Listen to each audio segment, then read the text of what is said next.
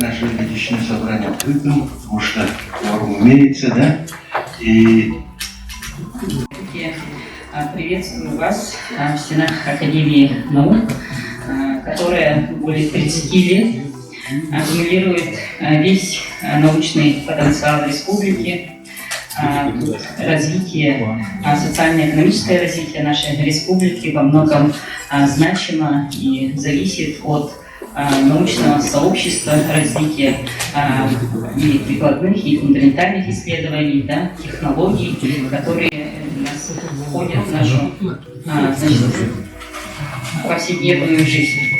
Необходимо отметить, что прошлый год у нас ознаменовался утверждением стратегии развития Академии наук, где научное обеспечение социально-экономического, духовного и культурного развития Якутии является основополагающим из задач, да, поддержка и развитие фундаментальных и прикладных исследований, сохранение и расширение научного потенциала, так, ну и, конечно же, дальнейшая интеграция с российским академическим сообществом, высшим образованием и отраслевой наукой. Я сегодня приветствую также наших уважаемых людей, которые будут избраны, выставили свои кандидатуры для избрания действительные члены Академии наук. Думаю, что тот надзор, который вы определили для себя, как раз таки это необходимо, очень важно для развития в целом нашей республики. Академия науки опубликована в СМИ за 2 месяца до выборов, так что все было выдержано.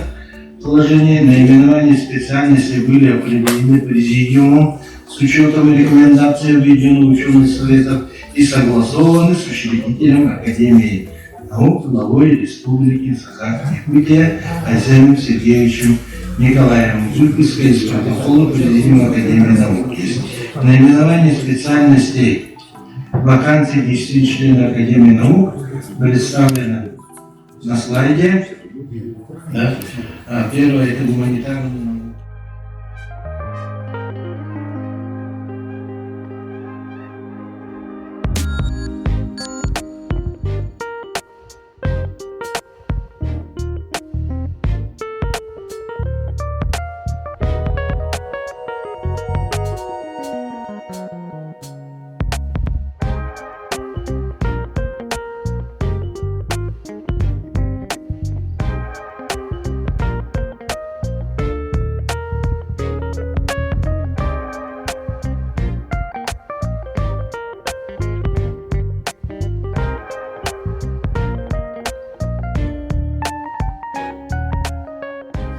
Вручается диплом Академии наук Республики Саха-Якутия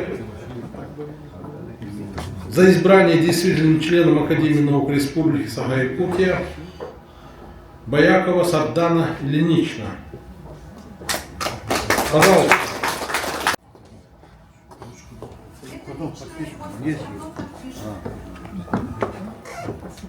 Это видите? Давайте еще раз поздравим.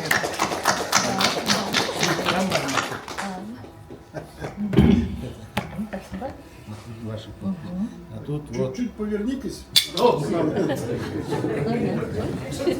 Вот наш серебряный значок с золотым рельефом Михаила Васильевича Ломоносова и с якутским бриллиантом. Так что Спасибо. И цветы. Цветы.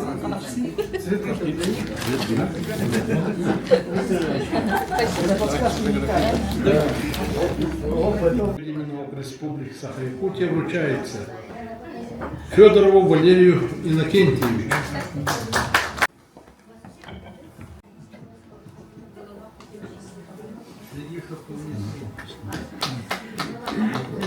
Во-первых, я хочу поздравить всех вновь избранных членов Академии наук, поздравить с избранием, пожелать доброго здоровья и надеяться на дальнейшую плодотворную работу в в нашем коллективе.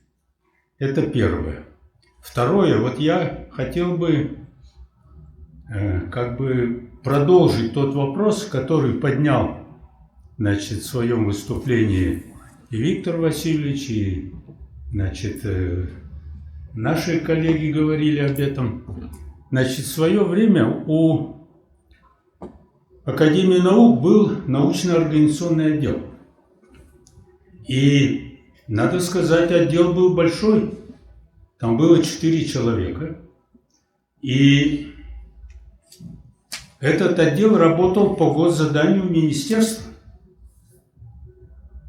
В последующие годы министерство решило, что оно все мероприятия республиканские будет проводить, организовывать сама. Ну, и забрали у нас этот отдел. Это еще при мне произошло. Это где-то на уровне 17-го года, вот так. Академии наук нужно поднять вопрос перед министерством и получить это госзадание обратно.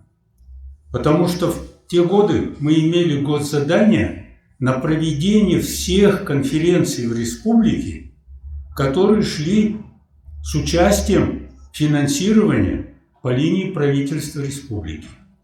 Вот тогда был и контроль за исполнением решений. Специально комиссии были.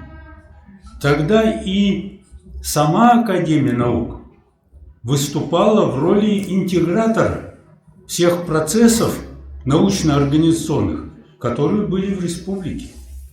Я думаю, к этому вопросу надо вернуться. Второе. Первое, это я поздравил просто. Все-таки в целом по Российской Федерации перед научным сообществом ставится, будем говорить, такой важный фундаментальный вопрос – это технологическое развитие. Технологическое развитие Российской Федерации, в том числе и республики нашей, невозможно без инженерных кадров.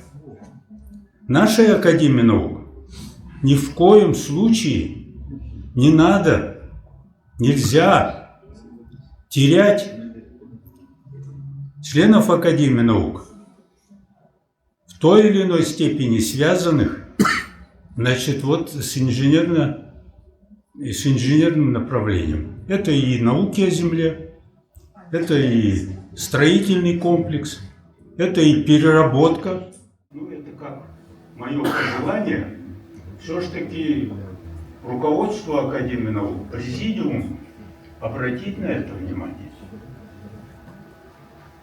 Прошу вот такой, вопрос, такое предложение. Ну, а так, в целом, я результатами работы нашего сегодняшнего собрания, будем говорить, доволен. Спасибо всем вам. Всего доброго. В протоколе вместо слова «доволен» напишем «удовлетворен».